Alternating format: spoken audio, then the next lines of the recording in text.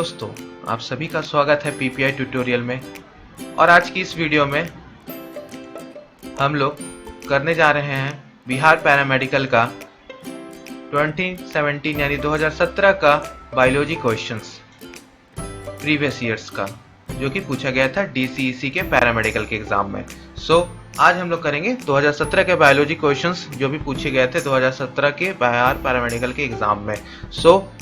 Video को शुरू करने से पहले चैनल पे नए हो तो चैनल को सब्सक्राइब कर लो, इस वीडियो को लाइक करना और वीडियो के अंत में कैसा लगा आपको फीडबैक कमेंट बॉक्स में ज़रूर बताना। और साथ ही साथ इस क्वेश्चंस का पीडीएफ पाने के लिए आप प्लीज़ हमारे पीडीएफ को पाने के लिए टेलीग्राम चैनल को ज़रूर ज्वाइन कर लीजिएगा। इसका लिंक हमारे डिस्क्रिप्शन बॉक्स यानी नीचे जब आप लोग खोलिएगा डिस्क्रिप्शन बॉक्स, वहाँ पे लिंक्स दिया हुआ है इंस्टाग्राम, फेसबुक और साथ ही साथ टेलीग्राम चैनल का भी। तो टेलीग्राम और इंस्टाग्राम और फेसबुक पेज पे भी ज़रूर जुड़ जाइए, वहाँ पर भी आपको टाइम टू टाइम कुछ ट्रिक्स निमोनिक्स साथ ही साथ आपको वहाँ पर इंफॉर्मेशन एक्स्ट्रा इन्फॉर्मेशन मिलते रहते हैं।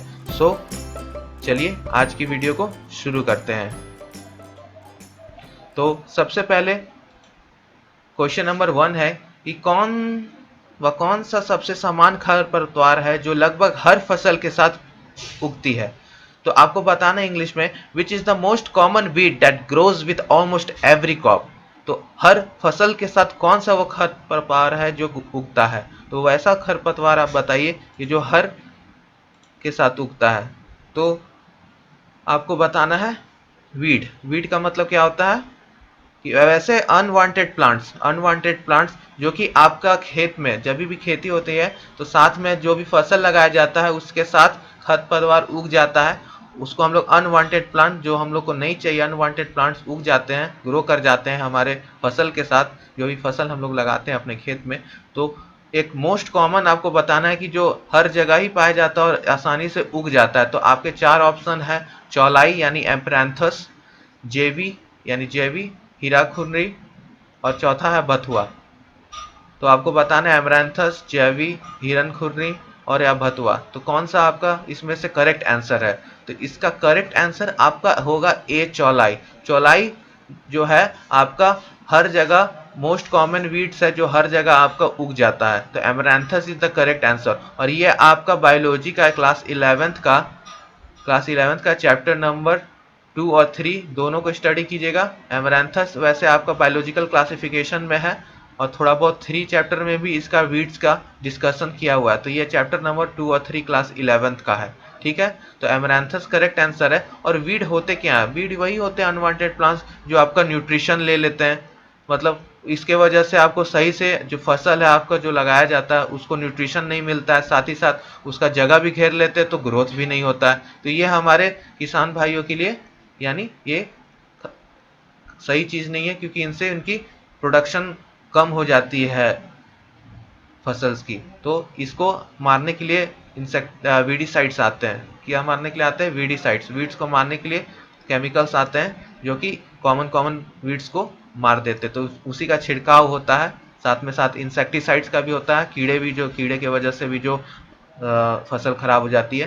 तो ये आपको 2 चैप्टर में, क्लास 12th में भी आपको ये मिलेगा, जो आपको बायोटेक्नोलॉजी वाला चैप्टर है वहाँ पर भी आपको इंसेक्टिसाइड और वीडीसाइड से भी रिलेटेड एमरैंथस का जिक्र किया जाएगा। तो क्लास 12th का भी इस चैप्टर को, बायोटेक्नोलॉजी के वाला चैप्टर है ना, उसको भी एक बार रेफरेंस लीजिएगा। ये क्वेश्चन वैसे तो क्लास 12th का है, लेकिन इसका बेस क्लास 11th का चैप्टर नंबर 2, 3 और साथ ही साथ क्लास 12th का सबसे ज़्यादा मेन क्लास 12th का चैप्टर जो बायोटेक्नोलॉजी है उस पे है। वीडीसाइड और इंसेक्टिसाइड जो एमरैंथस है आपको वहाँ पे एग्जाम्पल के फॉर्म में ये दिख जाएगा, ठीक है।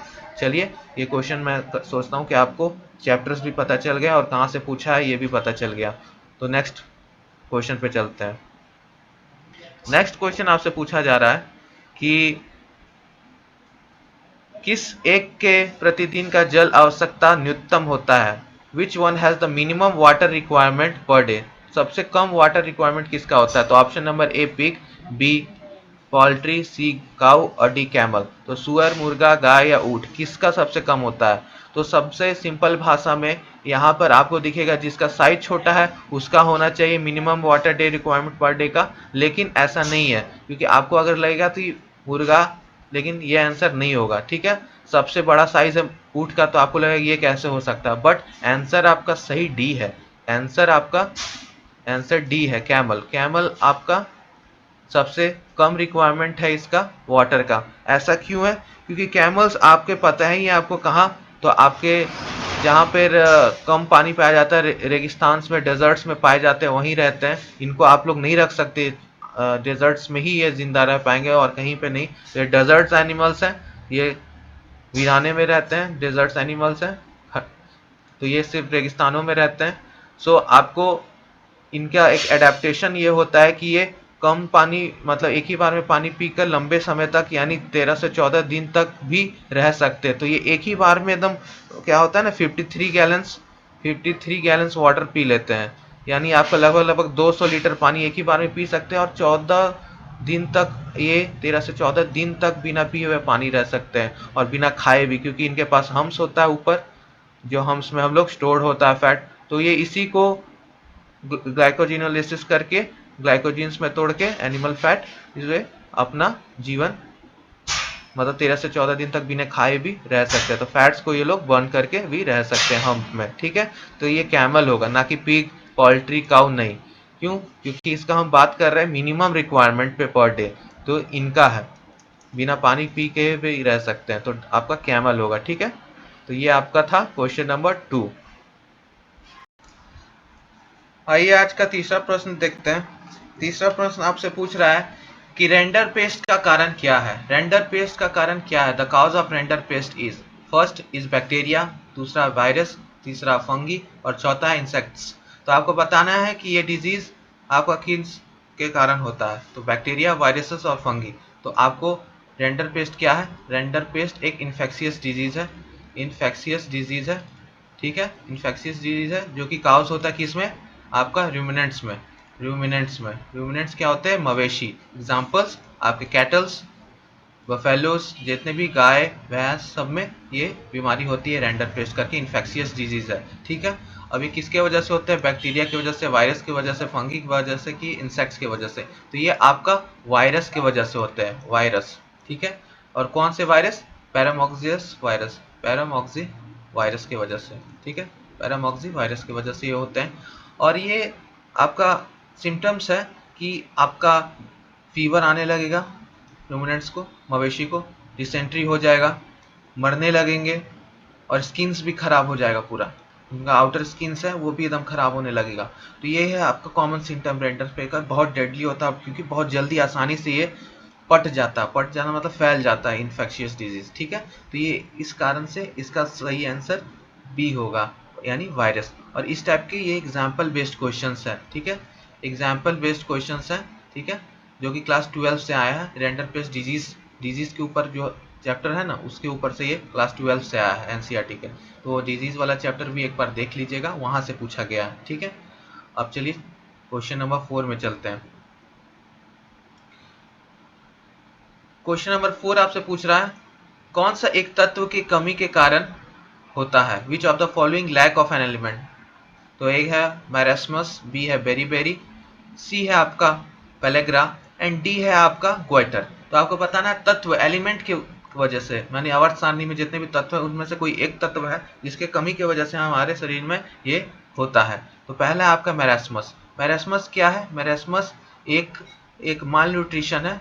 माल न्यूट्रिशन का मतलब क्या होता है कि बहुत कमजोर, मरा हुआ टाइप का। तो मरा से आप लोग याद कर सकते हो कि मरा इंसान नहीं बोलते, एकदम हड्डी दिखता है, उसमें कोई ना प्रोटीन्स रहता है ना मसल्स रहता है, एकदम एकदम खाने की कमी की वजह से प्रॉपर प्रोटीनियस डाइट नहीं मिलता, प्रोटीन रिच फूड्स, तो उसके वजह से होता है, यानी कार्बोहाइड्रेट्स वगैरह उसको नहीं मिलते हैं, उसका कारण ये है।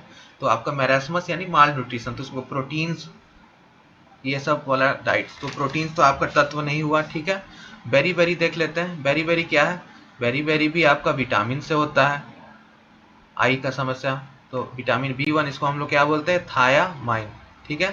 और सी आपका पेलेग्रा। पेलेग्रा किस वजह से होता है? तो पेलेग्रा आपका विटामिन B3 के वजह से होता है, जिसको हम लोग क्या बोलते हैं? नेम, अदर नेम नियासिन, ठीक है। और ग्वाइटर क्या होता है? आयोडीन के वजह से होता है, आयोडीन की कमी की वजह से होता है, ठीक है। तो आपका सही ऑप्शन डी होगा, आयोडीन, क्योंकि आयोडीन एक तत्व है जिसकी वजह से ग्वाइटर होता है। और साथ ही साथ इस प्रश्न में आपको एक चीज़ और दिख रहा है, इसको वीवीआई कर लीजिएगा स्टार मार्क, कि आपको विटामिन के नाम याद होना चाहिए। विटामिन के सारे नाम, जितने भी विटामिन है सबके नाम, जैसे थियामिन, नियासिन, ठीक है, पैराडॉक्सिन, ये सारा आपको याद होना चाहिए। और उसका विटामिन का नेम क्या है, vitamin B1, B2, B7, B9, ये सब आपको सब याद होने चाहिए, ठीक है। सो आपको यहाँ से ये पता चला कि विटामिन का नाम यूज होना चाहिए। क्यों? क्योंकि इस पे प्रश्न आ रखा है। विटामिन के ऊपर, विटामिन के ऊपर क्या होता है, उसका टोकोपोरॉल होता है कि पैराडॉक्सिन होता है कि क्या होता है, इसके ऊपर आ रखा है। तो विटामिन का लिस्ट बना लीजिए और साथ ही साथ उसका नेमिंग कर लीजिए कि क्या नेम बोला जाता है। क्यों? क्योंकि इस पे प्रश्न प्रीवियस ईयर में आ रखा है पैरामेडिकल में, तो ये बहुत इंपॉर्टेंट है। और ये लिस्ट पाने के लिए आप हमारे टेलीग्राम चैनल को भी ज्वाइन कर सकते हो। लिंक आपको नीचे डिस्क्रिप्शन बॉक्स खोलोगे, डिस्क्रिप्शन बॉक्स नीचे होता है, उसमें जाके लिंक दे रखा है आपको टेलीग्राम का, साथ ही साथ आपको FB का, फेसबुक का चैनल का, मतलब पेज का, और इंस्टाग्राम पेज का भी दे रखा है, ठीक है। और इसको पाने के लिए आपको टेलीग्राम पे जाना होगा। लिस्ट आपको पूरा अच्छे से हिंदी और इंग्लिश दोनों में list, Hindi medium English medium में लिस्ट आपको इस चैनल में, मैं टेलीग्राम चैनल में डाल दूंगा, लिंक डिस्क्रिप्शन में जाके ज्वाइन कीजिए, ठीक है। चलिए नेक्स्ट क्वेश्चन पे चलते हैं। और वहाँ पे हर अपडेट्स आपको मिल पाएंगे, क्योंकि मैं हर अपडेट्स तो नहीं दे पाऊंगा यूट्यूब चैनल्स पे, तो आपको टेलीग्राम चैनल्स पे अपडेट्स हर चीज़ के रिगार्डिंग मिलते रहेगा टाइम टू टाइम, तो बहुत बेनिफिशियल्स रहेगा। नेक्स्ट क्वेश्चन पे चलता हूँ। नेक्स्ट क्वेश्चन यानी क्वेश्चन नंबर 5 है, कौन सा एक हार्मोन नहीं है? तो आपको बताना है कि which is not a hormone. तो आपके ऑप्शन से given options, option number A insulin, option number B thyroxine, option number C adrenaline, और ऑप्शन नंबर डी कोलेस्ट्रॉल। तो आपको बताना इनमें से कौन सा हार्मोन नहीं है, यानी 3 इसमें से गिवन में से हार्मोन है और एक नहीं है। और ये कहाँ से चैप्टर से पूछा? ये जनरल क्वेश्चंस है जो कि आपका ह्यूमन फिजियोलॉजी के ऊपर है। तो ह्यूमन फिजियोलॉजी एक बार क्लास 11th का पढ़ लोगे तो आपको क्लियर हो जाएगा ये, क्योंकि आपको पूरे क्वेश्चंस ये मिक्स है, ये प्रत्येक चैप्टर्स के मिक्स क्वेश्चंस है। तो आपको बताना है कि करेक्ट आंसर क्या होगा। तो इंसुलिन क्या है? इंसुलिन एक हार्मोन है, यस, एक हार्मोन है। और ये कहाँ से रिलीज होता है? तो पैनक्रियाज से। पैनक्रियाज का कौन सा पार्ट से? तो beta cells of islets of Langerhans, ठीक है। अब आपसे प्रश्न है मेरा कि आपको बताना है कि अल्फा सेल से क्या रिलीज होता है। बहुत इजी प्रश्न है। बीटा से तो आपको मैंने पैनक्रियाज का बता दिया है, इंसुलिन। और अल्फा से क्या रिलीज होता है आपको बताना है कमेंट बॉक्स में, जिनका जिनका करेक्ट आंसर आएगा, ठीक है।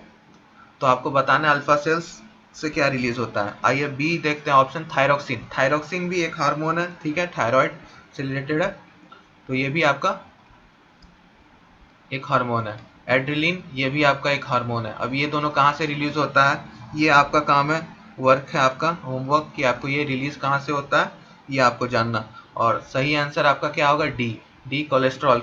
और ये किस चीज़, फैटी एसिड से आपका बनता है, तो ये आपका हार्मोन नहीं है, ठीक है। ये कोलेस्ट्रॉल आपका हार्मोन नहीं है, बायोमोलिक्यूल्स का पार्ट में आ जाता है जो हमारे फूड्स के अंदर आता है। तो कोलेस्ट्रॉल एक आपका इस पार्ट में आ जाता है। तो कोलेस्ट्रॉल आपका सही आंसर होगा, D is the correct answer. बाकी ए बी सी तीनों आपका हार्मोन्स है, ठीक है। और आपको ए तो मैंने बता दिया, बी और सी। और अल्फा सेल से क्या रिलीज होता है ये आपका वर्क है। आप लोग जरूर कमेंट बॉक्स में आंसर सही क्या है इंसुलिन लिख के, अल्फा सेल लिख के बताइएगा कि क्या है, थायरोक्सिन लिख के कहाँ से रिलीज होता है वो बताइएगा, कहाँ बनता है वो बताइएगा, और एड्रेलिन कहाँ से बनता है, कहाँ रिलीज होता है, ये जरूर कमेंट बॉक्स में बताइएगा, ठीक है। तो चलिए अब नेक्स्ट क्वेश्चन में हम लोग चलते हैं। तो चलिए आज का नेक्स्ट प्रश्न हम लोग देखते हैं। नेक्स्ट प्रश्न आपसे पूछ रहा है, क्वेश्चन नंबर 6, कि कौन सा अग्नकांशीय द्वारा स्रावित होता है और वसा का जल अवघटन कराता है, which is secreted by the pancreas and does the water decomposition of the fat. And your given options are, first one is pepsin, second is amylase, third is lipase and fourth one is bile. तो पहला है pepsin, दूसरा है amylase, तीसरा है lipase और चौथा है पित्त। तो आपको बताना इनमें से कौन सा आपका सही है। तो आपको सबसे पहले एक एक करके हम लोग सब ऑप्शंस के यानी एंजाइम्स को देखते हैं। तो सारी ये एंजाइम्स हैं। सबसे पहले हम लोग प्रोटीन्स यानी पेप्सिन्स का देखते हैं, मतलब प्रोटीन्स इसको करता है जल अपघटन। तो प्रोटीन्स है ये, ठीक है। प्रोटीन्स का इसका हम लोग देखते हैं। सो प्रोटीन्स का क्या करता है आपका पेप्सिन, पेप्सिन क्या करता है, कन्वर्ट करता है इसको डाई पेप्टाइड्स में, डाई पेप्टाइड्स में किस चीज को कन्वर्ट करता है, आपको प्रोटीन्स को आपको कन्वर्ट करता है ये, ठीक है। और एमाइलेज क्या करता है, एमाइलेज यानी सिलेवरी एमाइलेज, ये आपका स्टार्च, बॉडी में जो स्टार्च होता है एमाइलेज उसको कन्वर्ट कराता है किस चीज में, कार्बोहाइड्रेट्स में, यानी कॉमन कर दीजिए माल्टोज में, माल्टोज में, ठीक है। फॉर एग्जांपल सेरेब्री एमाइलेज हमारे माउथ में। और सी हो गया आपका लाइपेसेस, लाइपेसेस क्या कराता है, ये फैट का यानी वसा का ब्रेक डाउन कराता है, लाइपेसेस किस चीज में, तो आपका डाइग्लिसराइड्स, डाइग्लिसराइड्स में कन्वर्ट कराता है। तो ये आपका हो गया ये।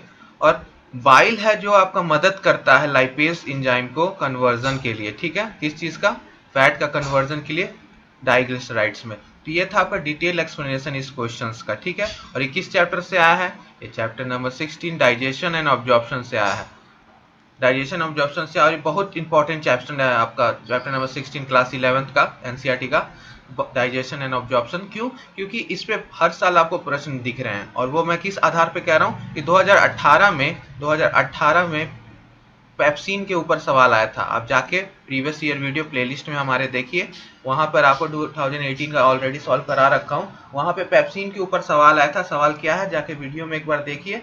और ये चैप्टर जरूर वीवीआई कर लीजिए, वेरी वेरी इंपॉर्टेंट चैप्टर। यहाँ से एक प्रश्न आपको जरूर, हर साल तो नहीं लेकिन दिखने मिल जाता है। तो 2017-18 में पेप्सिन के ऊपर, डाइजेशन ऑब्जॉर्प्शन के ऊपर इस चैप्टर से आया था। तो इसमें बताना था कि हाइड्रोलिसिस में कौन सा मदद करता है। तो पेप्सिन, एमाइलेज, लाइपेज, बाइल में आपका लाइपेज यानी सी सही आंसर है, लाइपेसेस आपका मदद करता है। कहाँ गया, सी आंसर आपका है लाइपेसेस, ठीक है। तो ये फैट्स वसा का कराता है जल अपघटन। चलिए अब नेक्स्ट क्वेश्चन चलते हैं, नेक्स्ट क्वेश्चन की ओर चलते हैं।